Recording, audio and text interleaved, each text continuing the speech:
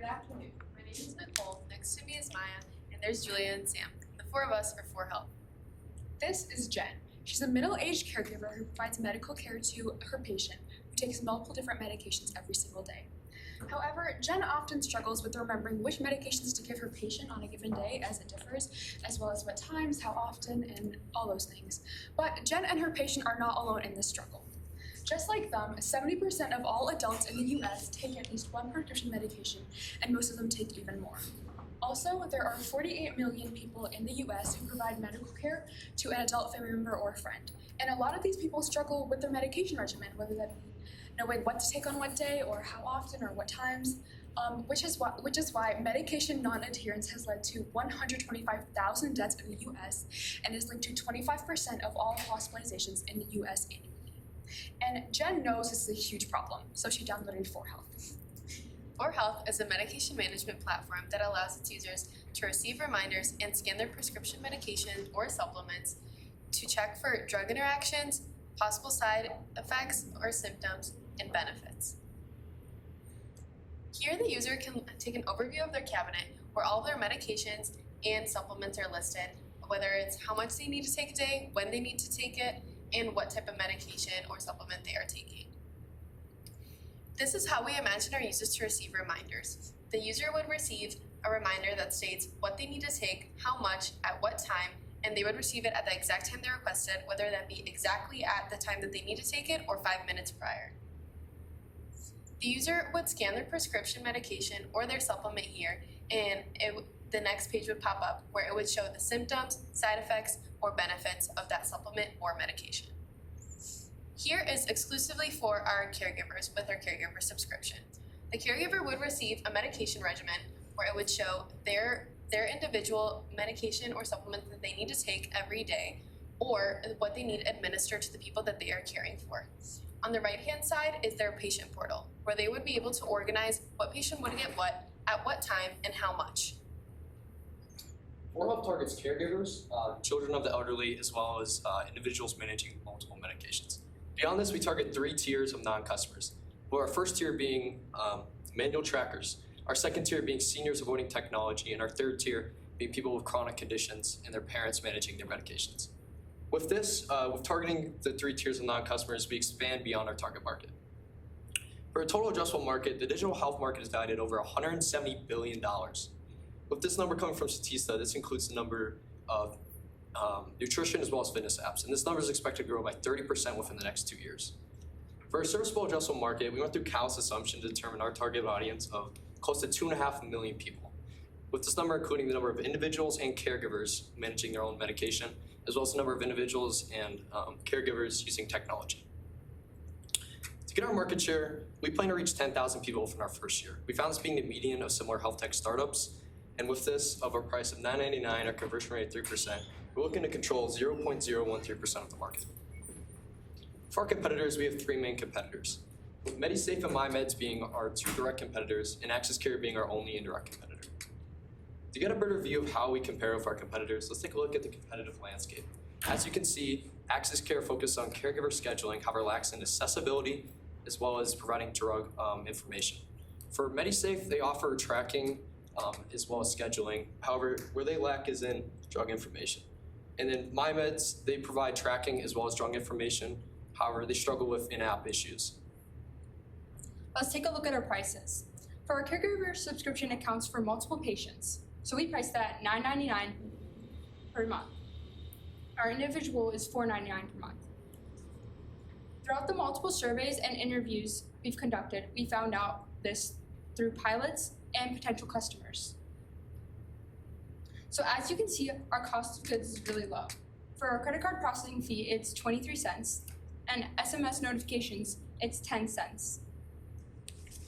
Throughout these 5 years, we will plan to purchase all our startup costs, advertise on Instagram and Facebook,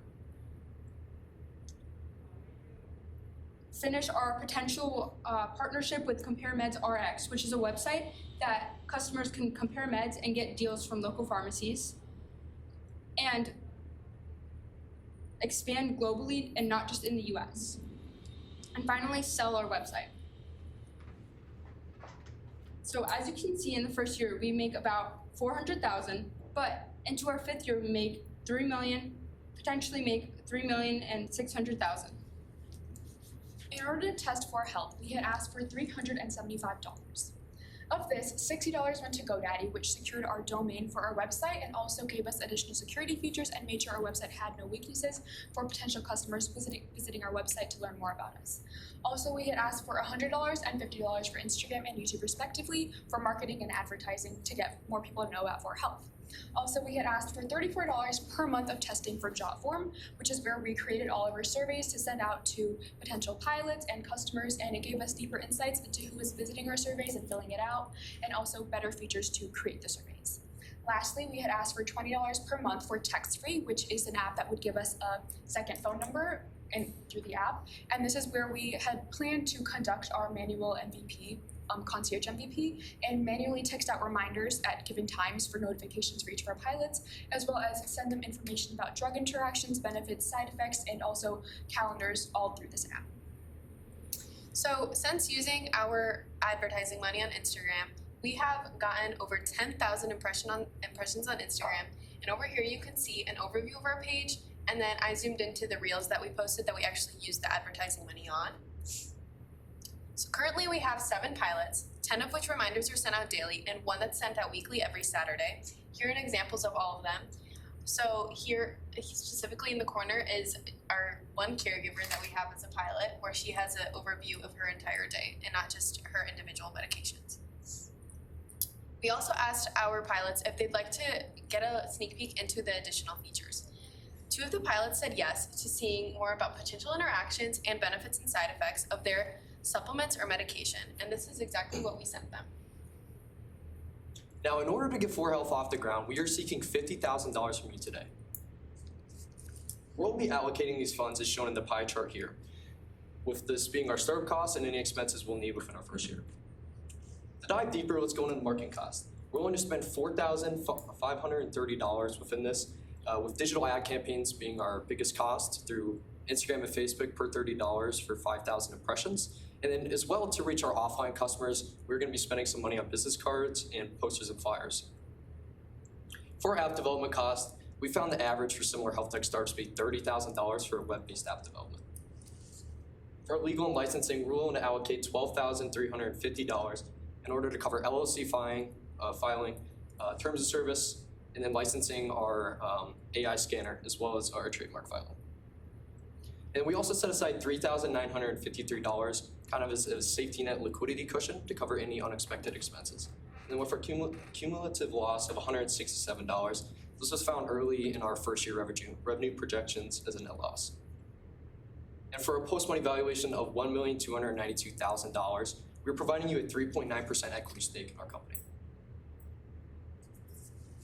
And for exit strategy, we're willing to sell our company in the next 5 years to a large-scale digital health company for the price of $7,842,000, giving the investors an internal rate of return of 58.2% and a money multiple of 6.3 times. And the 4 of us are 4Health. 4Health.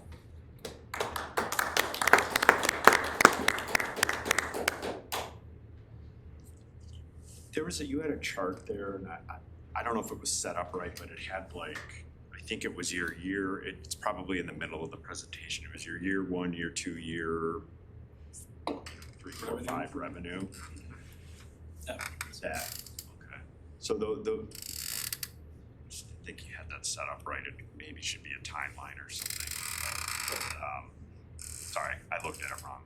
So that middle one is year 3. Yeah. If I have a parent who is on different medications and I'm not necessarily in the same town as them, is there a reminder? I mean, we can plug in their medications and the reminders will go to the parent. Is there anything that could go to me that would let me know they took that, they acknowledged that they got that notification to take the medication, and then something to me that just tells me, yep, they took it, and I can rest a little bit more easy?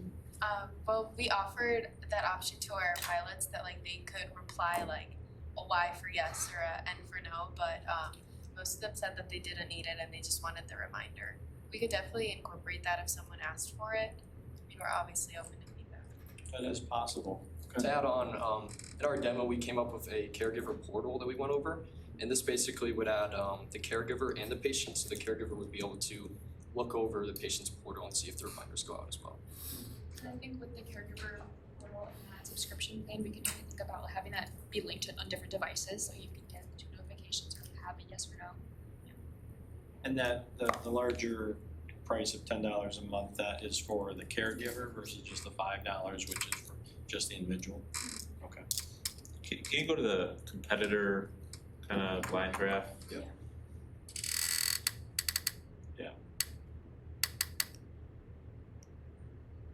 Okay, so you guys would be the most expensive of the competitors? So no, not the most expensive by any means. So Access Care here, the yellow line, they charge $200 per month. So this would be, as in they target a Okay. different kind of market, more of a company based. So they're charging for multiple users. And then for in the mid range would be MediSafe and MyMeds. They charge from 5 to 10. So Okay, yeah, because price is the bottom left there. Most attractive price. Oh, best price. Yeah. I'm reading that Best price, inversely? higher- offering higher level high. Oh, okay, all right. Price you wanna pay the most. Yeah. All right, but it looks like it's, Yeah. you know, between a 6 and an 8, those are kind of like arbitrary numbers, not dollar numbers, but you're marginally cheaper, right? Yeah. Okay. So it's interesting that, you know, you guys are, you know, taking a big swing here. This is ambitious, right? This is like you guys are trying to do something big here in a major industry with established competitors that have deep pockets and probably like many years of mature products and development and all that. Have you discussed about like maybe narrowing the scope of your version 1 product to like simplify something, get some users on the platform, and then like scaling out your product like over some time,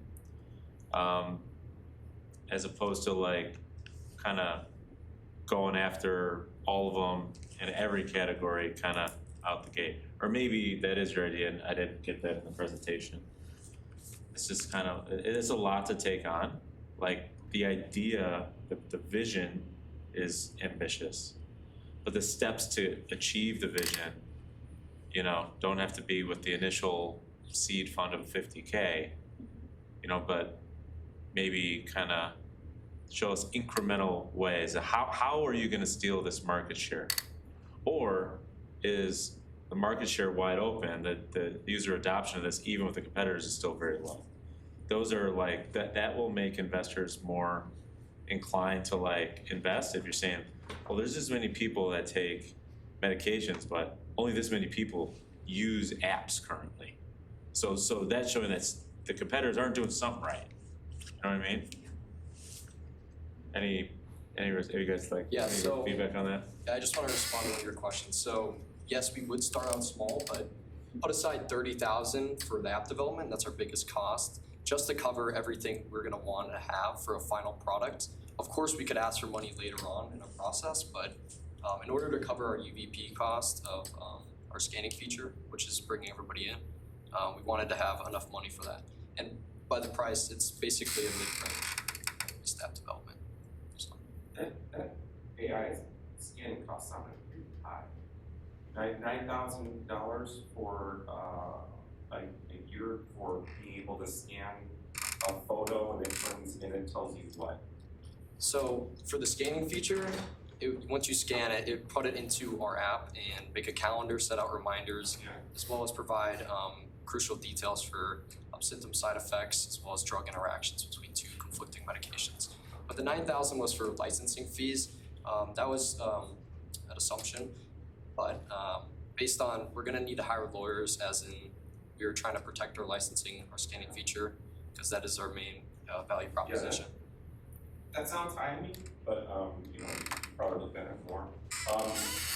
The whole ask actually sounds like giving $50,000 for only 3.9%. That's giving me like right out of the gates, like it's a over almost $1.3 million valuation like right now. So it's a little, I would want a little more for my 50K, just let you know as an investor. That seems a little out of whack, that particular house. But I like the presentation, good job with that.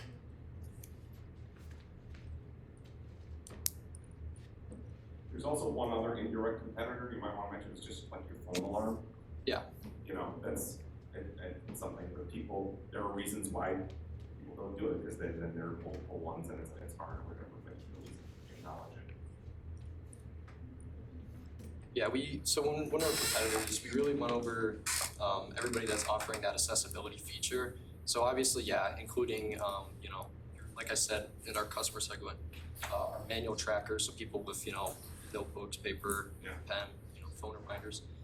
But I didn't think it would be good to include them as possibly indirect. Yeah. You also did make me giggle the first part of your presentation, like you had like this guy like trying to figure out how to take this one pill. Like staring at it like, wow, this dude really needs help like figuring out how to take this one pill. It's like really looking at it like, oh, do I swallow it? But it was funny. Being able to scan the pills too without the packaging might be valuable. I don't know if the AI models could do that. Because sometimes they take them out and they put them in, yeah, but it's like, what the heck is this? And there's always Little some like, box grids. there's some like arbitrary like letters and numbers on there and like color. But it's like, what is this? Seeing the actual bill itself. Yeah, the pill itself, yeah. Double check, that could be It's not a bad idea. could be a lifesaver. Any other questions? All right. So, ask you guys a question. Now you're completed with the class. Is this a class that you're done with now, or are you in it to win it to go on next year, hopefully? 3 of them are 9. Okay. Yep, we're in this one. All right, thank you guys. Thank you.